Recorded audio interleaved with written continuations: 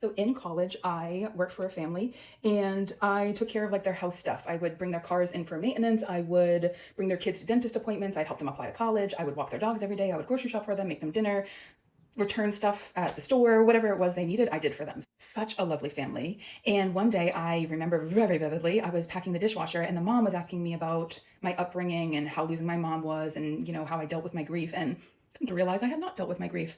Anyway, she was like, you know what? I'm going to gift you something. So she gifted me my first Reiki session. I go, I'm like, oh my gosh, I feel so good. This is the best I have felt ever. This is amazing. And I knew the career path I was on was not going to be it. I was a child life specialist. I was at Children's Hospital and it just made me so tired. It was like, this just isn't quite right, but I don't know what I'm going to do. So anyway, graduate college and my dad's like, Laura, you can't walk dogs for the rest of your life. And I was like, fair point, but I'm happy.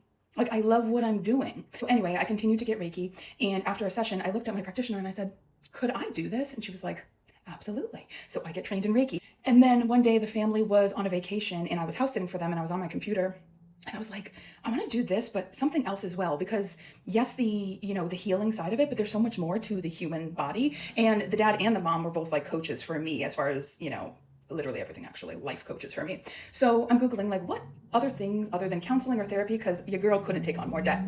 Come across a life coaching thing. I sign up. It happens to be 10 minutes from where I'm living at the time. I get a loan real quick, show up, do the thing.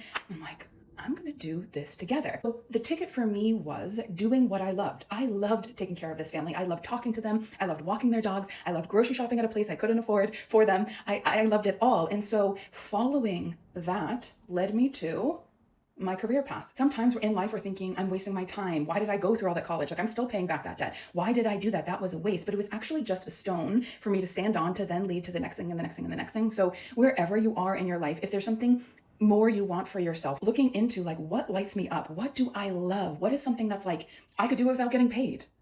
That following that trail will lead you to the people, the places, the things that change your life and give you something you maybe had no idea even was a possibility.